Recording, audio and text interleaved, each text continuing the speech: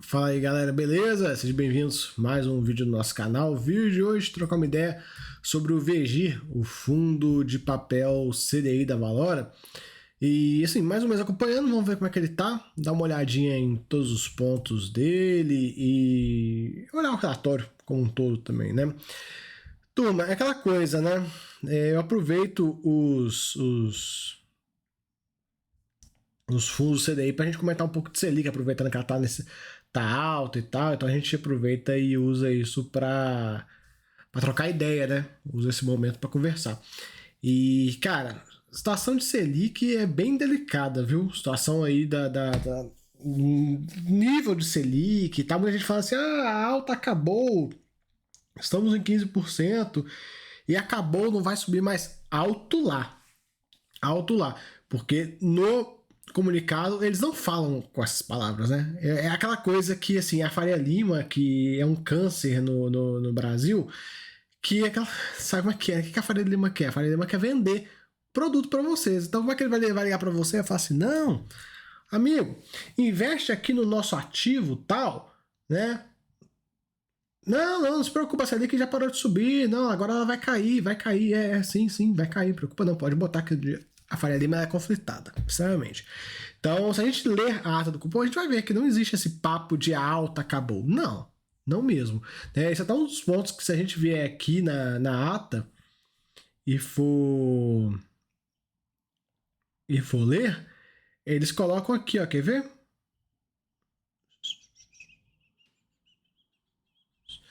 E se confirmando o cenário esperado, o comitê antecipa uma interrupção do ciclo de altas para examinar os impactos acumulados do ajuste já realizado, ainda serem observados. E então, avaliar se o nível corrente da taxa de juros, considerando a sua manutenção por um período bastante prolongado, é suficiente para assegurar a convergência da inflação à meta. O comitê enfatiza que será vigilante. Os próximos passos da política monetária poderão ser ajustados e não hesitará em prosseguir no ciclo de ajuste caso julgue apropriado.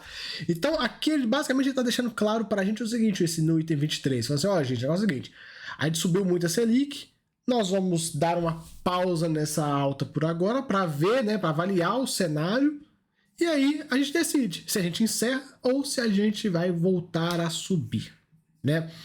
Então, esse é o ponto. E um ponto, galera, que a gente tem que sempre colocar quando a gente for falar de cupom, vou até falar isso um pouco antes da gente começar o vídeo do Vigir, é o seguinte. O que está acontecendo dessa reunião até a próxima reunião? O que aconteceu de relevante até então? Desde essa reunião do cupom até agora? Derrubada do IOF. Né, derrubado o decreto do IOF, então o governo Lula tá sem dinheiro, né? Já fizeram o IOF para tentar segurar, pegar uma grana e não vão conseguir. Então a priori estão sem dinheiro. Então a situação fiscal que já estava ruim com o IOF vai ficar pior sem ele, né? Beleza. E aí ele comenta aqui também isso aqui, ó. Quer ver? Ele fala muito da questão da política fiscal, ele fala, né, ele citou muito a questão da política fiscal, um ponto que até de curiosidade, eu venho comentando isso com os membros, que o Galípolo, ele tá colocando mais o na mesa do que o Campos Neto no tocante ao fiscal, porque o Campos Neto era assim, quando era o Campos Neto, era só um breve comentário do fiscal e morreu. Agora não, agora eles estão enfatizando muito essa parte do fiscal, tá bem interessante, né? Aumentaram bem os comentários a respeito disso. Claro, do tempo do Campos Neto até hoje, a situação fiscal, o risco fiscal, o buraco fiscal tá muito mais evidente e claro à nossa frente, né? Naquela época não estava tão assim, tava claro para quem tem o mínimo de decência saber que o PT ia destruir o país, mas, né, para os agentes econômicos e tal, sabe como é que eles são? Nem tanto. E aí, quer ver? Deixa eu mostrar para vocês um ponto aqui. Aqui ele fala também, o item 19 é bem interessante a respeito dessa pausa.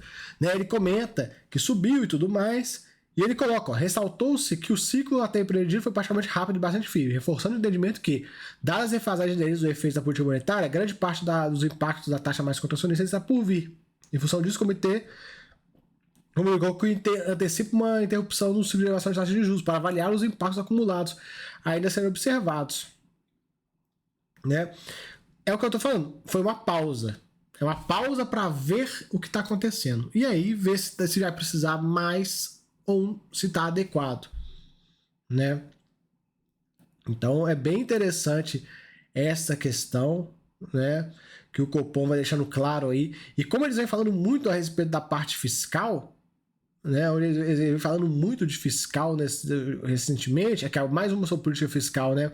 Que a política fiscal tem um impacto de curto prazo, no estímulo de demanda agregado, o impacto de médio prazo que opera efeitos de prêmio na curva de juros. Uma política fiscal que atua de forma contracíclica e contribua para a redução do prêmio de risco favorece a convergência da inflação à meta, o que não vai acontecer. Sim, o debate mais recente, com ênfase na dimensão estrutural do orçamento fiscal e na redução ao longo dos gastos tributários, tem potencial de afetar a percepção e sustentabilidade da dívida e de ter impacto sobre o prêmio da curva de juros. Aí que tá, sustentabilidade da dívida. A dívida está insustentável. Saiu um estudo do IFE, que é a Instituição Fiscal Independente, que acabou de falar que o calabouço fiscal... Eu lembro quando eu chamava de calabouço fiscal quando saiu esse negócio do Haddad, aí veio uns esquerdinhas aqui no canal. Ai, não é calabouço, é arcabouço do Haddad. Tá claro que o negócio não presta. Arcabouço é insustentável, dívida chega a 125% do PIB em 2035. Né? E o IFE coloca, né, para quem não conhece a IFE, Instituto Fiscal Independente do Senado, eles classificam as metas fiscais no horizonte de 26 a 29 como inatingíveis. Aí eu te pergunto, o Banco Central falando de sustentabilidade da dívida e tal, não sei o quê, a dívida tá indo para casa daquele lugar. Não vai ter sustentabilidade da dívida. E isso vai fazer com que a taxa de juros neutra suba. Eles até falam disso aqui, quer ver, ó? Aqui, ó. Tá no item 11, que a gente estava lendo aqui. O comitê reforçou a visão que os movimentos no esforço de reformas estruturais e fiscal, o aumento do crédito e a incerteza sobre a estabilidade da dívida pública tem o potencial de levar a taxa de juros neutra para a economia, com impactos deletérios sobre a política monetária. Aí que tá. A gente acabou de ver que a dívida vai disparar bem, né? Vai disparar bem.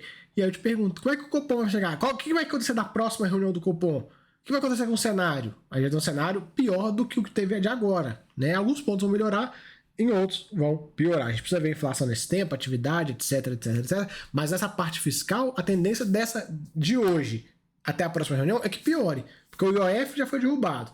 A MP 1303, que é a destinação de fundo imobiliário, LCI, LCA, não sei o que, escambau, aquilo lá também deve caducar. Muito provavelmente, viu, galera? Eu não tô nem preocupado com isso. O pessoal, vai taxar fundo imobiliário. Não, gente, não vai.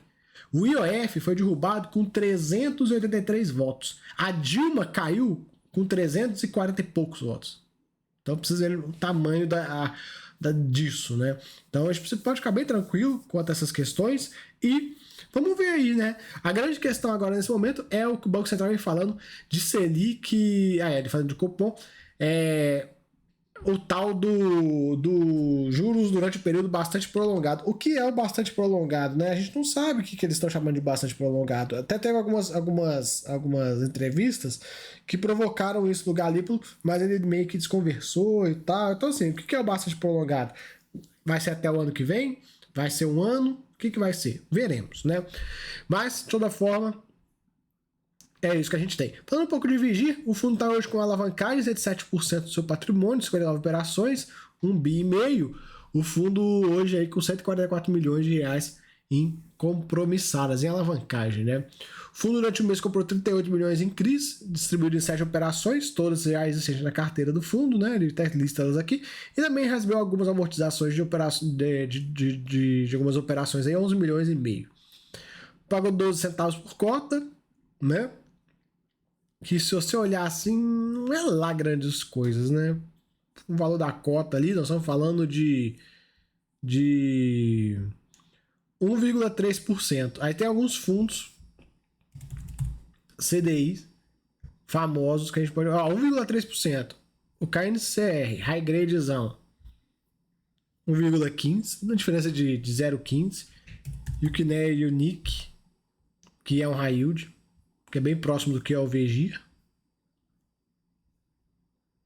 Mesma coisa, né? Então, assim, pra mim, o rendimento não tá lá. Entre investir num Vigir, ou no KNE Unique, ou no KNCR, eu vou de KNCR, viu, galera? Tranquilo.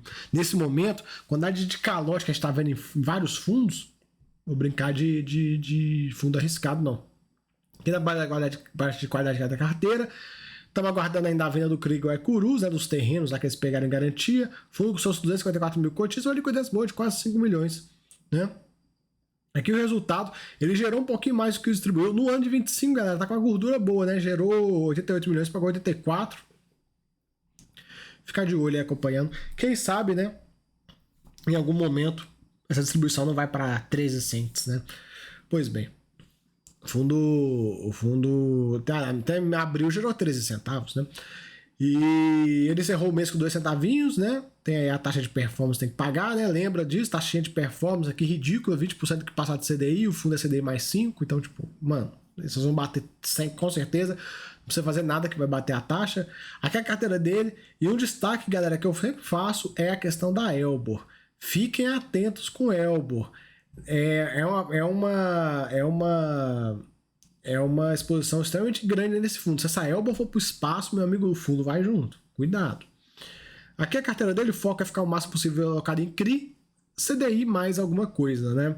A alocação por segmento muito focada em residencial, até porque para você conseguir taxas mais elevadas, igual ele tem, taxamento de carteira, você vai ter que ir pro residencial. É a mesma coisa do que na Unique, né? Unique, mesma coisa, super dependente do residencial, tanto que a taxa lá, CDI mais 4,93, né? Então acaba que esse tipo de fundo, para você ter high yield de CDI sem inventar de comprar aqueles loteamentos malucos, aqueles três sem pé na cabeça, você vai ter que ficar em residencial. Não tem muito para onde você correr, infelizmente, né? Então, a alocação por rating e tal, tudo mais, né?